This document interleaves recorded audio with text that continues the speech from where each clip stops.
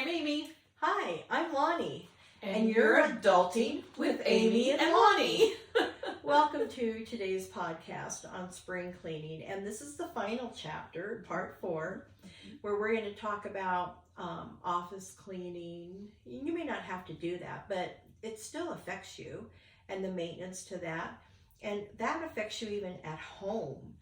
But before we get going, this is hopefully the last time I'm going to say this, is we're working on the mic.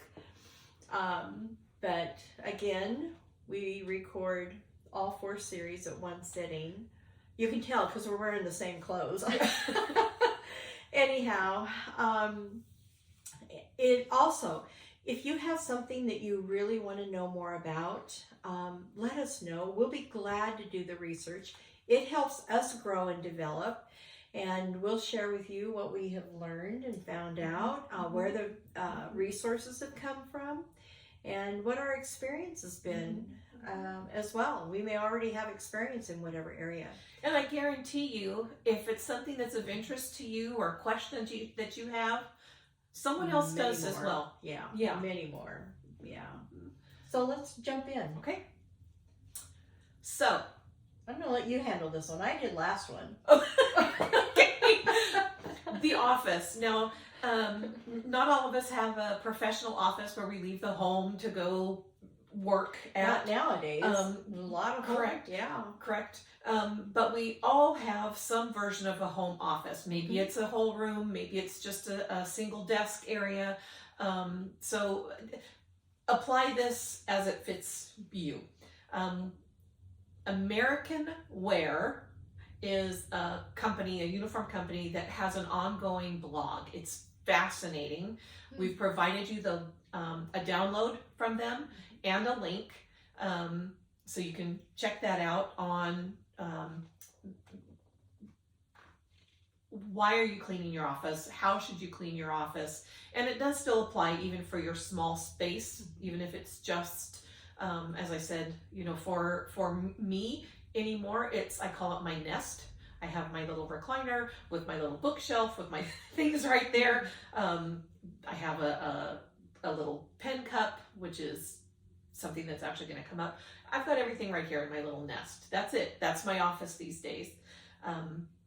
So why would we bother cleaning our office, and why even talk about a spring cleaning in that office? Not everybody has, in some of the larger offices, a cleaning staff. So if we're cleaning that space, it's a professional appearance. Who doesn't want a professional appearance if we're working with clients or we're working with the public, or we're trying to say, please take me seriously? Increased productivity. When we are clean, when we're organized, we can put our hands on what we need. At a minute's notice. Yeah. And I do have to say, we do have a drawer at home that's really sort of the office drawer, that's got the big paper clips and the scissors and all those types of things. And doggone it, if it's not in there, there's only one other person to blame. So increased productivity, morale. And this has been an ongoing theme. When we have things clean and organized around us, we feel clean and organized. That's why offices are big on keeping things clean. There's a lot of offices that do not allow you to bring personal clutter into your workspace. Some have policies. I worked where they had policies that you could only have a plant, period, not a dozen of them, or you're not a greenhouse. So having it clean, clear, your mind is clean and clear, can think better, you're more productive, makes for a happier space, which is the same thing at home if you do the same thing. And also American Blog mentions health and safety. So is there a shared bathroom? Is there a shared kitchen? Are those things being kept clean literally for health and safety, which is the same thing in our own homes. Right. We want to have a hygienic bathroom. We want to have a hygienic kitchen. So okay, we know why we're going to bother cleaning the office. How are we going to clean the office? As I mentioned, some offices, depending on your working situation, you may have a custodial staff. Again, so you might not have to do all these things. Tailor this as it fits you, suits your need. But these can be applied at home. I was going to say, again, office. remember that when we're talking about office, we're talking about your corporate office and we're talking about your home office space. Which are typically, very similar. In many respects. Yes. Vacuum and shampoo the carpets as needed. Fits both spaces. Clean your computer screens and dust your keyboards. Oh my golly Jiminy. So I was really struggling. I like to do jigsaw puzzles. I have a fabulous jigsaw puzzle that I like to do on my laptop. And I kept thinking, what is that on my glasses? What the heck? I'm cleaning my glasses. It's still on there. It was the screen. So take a minute, use an appropriate product, or just a cloth. Don't hit your laptop with the Windex. No. Use an appropriate product, but disinfect your high-touch surfaces, and maybe not so much at home because it's just you, but certainly if there's a shared water cooler, if there's a shared telephone, the printers, those types of things. We should have always been doing those things. The pandemic just really brought that more into light. And while we do often mention the pandemic anymore, it's because it now is a benchmark in our history. It just is. Dust the surfaces.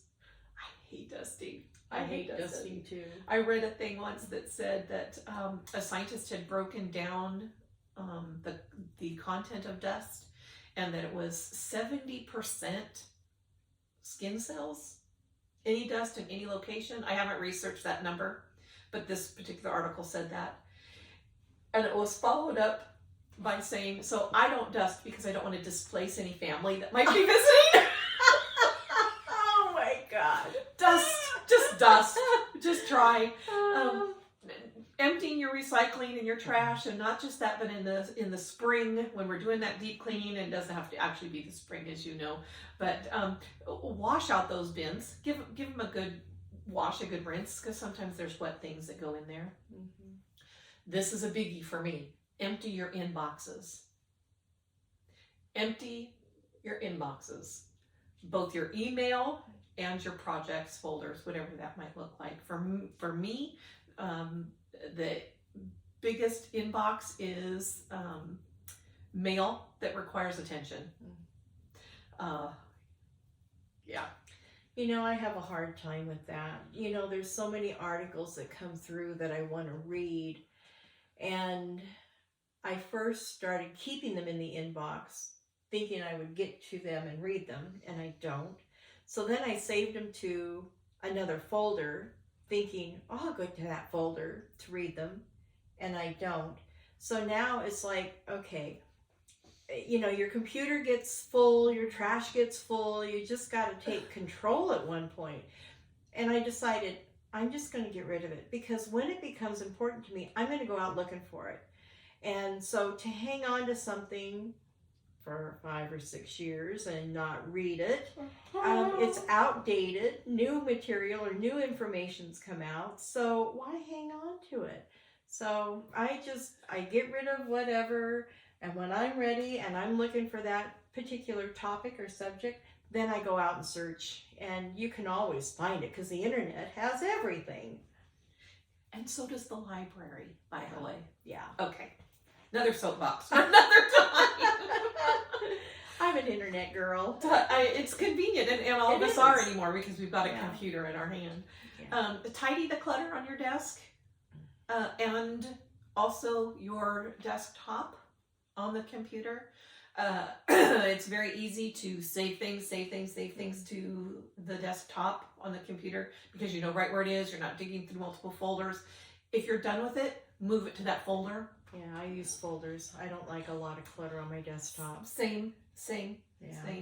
I think it's the same thing, when you go into your house and there's all this clutter, it's like overwhelming. And if I open up my laptop and there's all this stuff on the desktop, it's like, whoa, that's too much. I like things compartmentalized.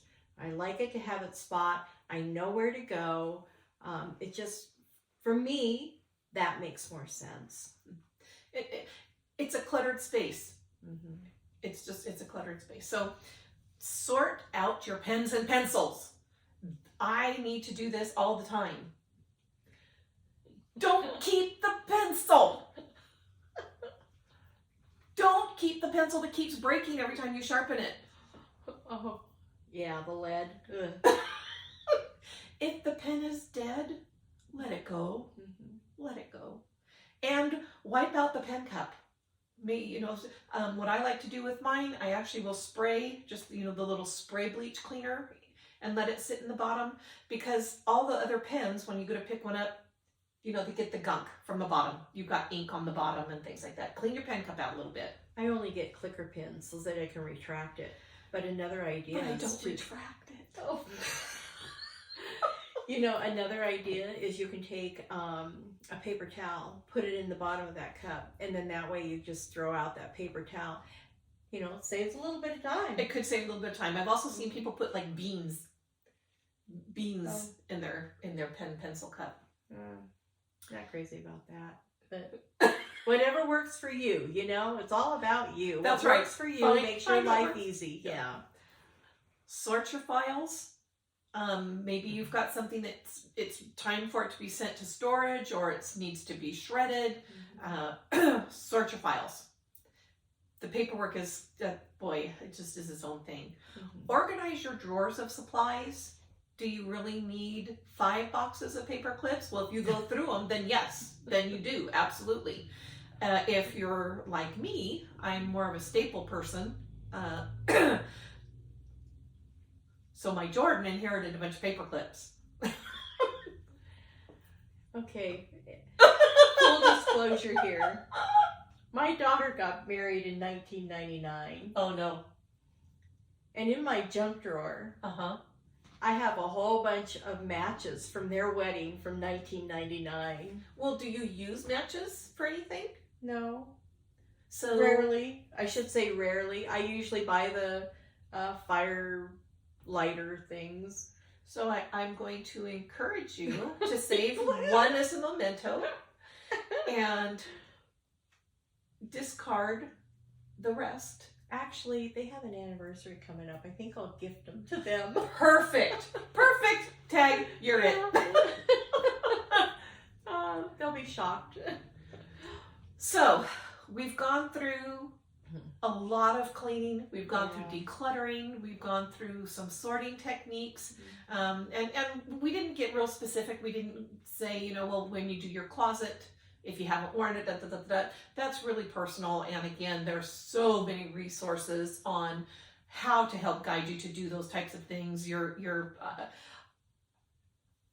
I love shoes and purses, which is quite ironic because now I'm at the place where I can only really wear the old lady slip-ons. And if my wallet doesn't fit in the pocket that I'm wearing, I will change clothes. I haven't even carried a purse. However, I digress. That's where I started when I was cleaning out the closet. Yeah, I had the same issue. And what I did is I bought these clear shoe boxes with, the drawer opens up. It's not that you have to have a lid where you have to unstack everything. These boxes are fabulous and I love them because you can see what shoes are in there. And I think I've got 20. That's all the shoes I can have. Period. I did something similar. That's it. Mine are in a bin. Mine are in a bin. Originally it was, if the lid doesn't fit, I don't get to keep them. Well, I had to change my mind on that, which I got to do. But if they don't fit in the bin, I can't have. Well, these I like because I've got dogs. I've got 3 dogs that shed like crazy.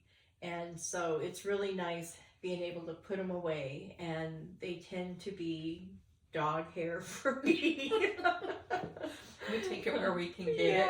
Yeah. So anyway, there are many other little tips and tricks when you get into organizing and sorting. What we're doing is just giving you some broad strokes. Personalize it. This is your life. You are in control. to the extent that you want to be. So we've done it. What now? How are we going to maintain it?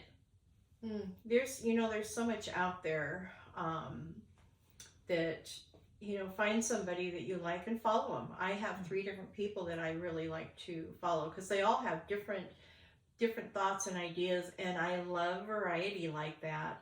But maintaining is really important.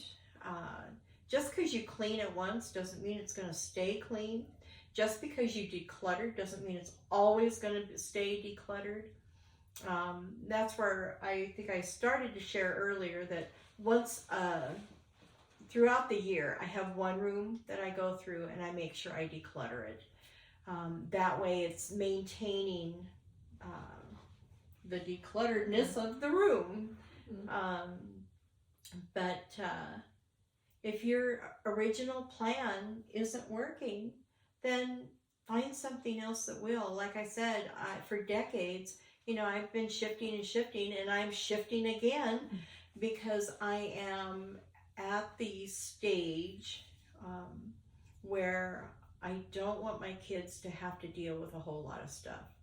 So I'm trying to really downsize even more and get rid of things. So, again, based on your life's journey, where you're at in the process of life will determine what stage of cleaning and decluttering. Because, that's the one thing. Life is a journey, and, nothing is set in stone, and we're always learning. It's all an adventure. Yeah. It's all an adventure. So pick one room, pick one spot in a room, even if it's just a tabletop. Pick a tabletop and clear that off and get it to where you like it, where you feel good about it, and that will motivate you to move on. Mm-hmm. And if you've only got, just minutes, pick something simple. Doesn't have to be anything major. Everything starts small, starting with baby steps until you're able to up and run. Which is what your maintenance is. Yeah. Try to tidy as you go. Yeah. When you're done making that sandwich, wipe the counter. Yeah. Those kinds of little simple things. Mm-hmm. Little simple things. Yeah. And stick to your schedule. Give it a fair shake before you decide this isn't working for me. Right. But if you do, then absolutely give yourself permission to try something else. Maybe you jump right in at a focused cleaning plan where I'm doing this whole room. I'm going to do this whole room on Saturday, and somebody calls and wants you to go to the beach. You know what? You've got to nurture your relationships. You've got to nurture your self-care. Mm-hmm. Do something different. Try something different. It's got to fit your lifestyle. So here's a suggestion. Somebody calls you and says, let's go to the beach. Say, I would love to. Can you give me 30 minutes? Perfect! And let them come and get you. And then you've got 15 minutes of that 30 to just do one thing. Pick a drawer. Pick a cabinet. Look at your shoes. Maybe you can scale those down, And then you've rewarded yourself by doing a good job at home. You've decluttered, you've simplified your life, even in the minimal amount of time. And then you can go off and enjoy your friend. And that's going to motivate you to want to do even more. Anyway, just a thought. Excellent. And while we're talking about motivating, part of your maintenance is enjoying. Lonnie has the best phrase. You need to just say this. This is just wonderful. What is it? Finding peace. Oh, yeah. You finish it. You say it. You want me to say it. Finding peace and presence in chores. It's beautiful. Thank you. But for me, when I get going, I've got my music blaring. That's something that we specifically wrote in our outline. Yeah. Was turn up the music and go for it. Yeah. I grew up with playing Rodgers and Hammerstein when it was house cleaning time, and still Still, if I hear Camelot or Carousel, I'm in the mood to go clean. Well, It's and trained for me, me. it's a whole variety because I love all kinds of music, and it can be Jimi Hendrix, it can be Led Zeppelin, it can be Creedence, it can be Elvis, it can be the Bee Gees brothers. It just Petula Clark. We get it. We get the it. Eagles. We get it. I mean, I love music. We get it. We get it.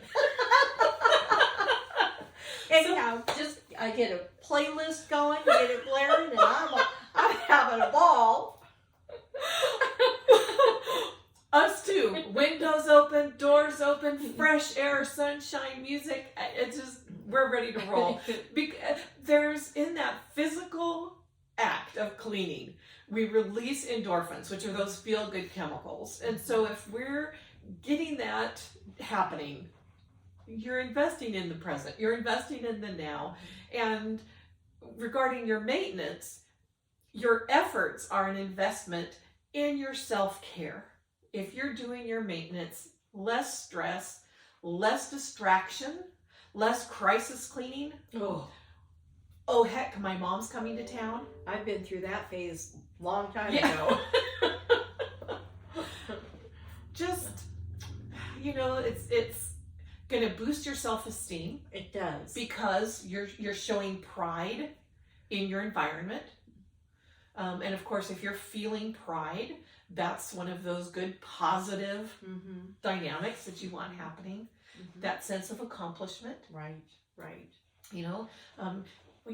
When you've got a sense of accomplishment, not only can you see what you've done, but we actually physically feel accomplishment.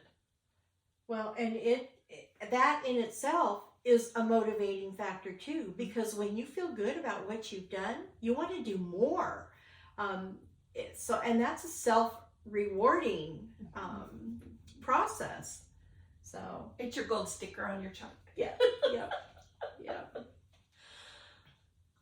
I think you've got this. I have confidence in you. I believe in you.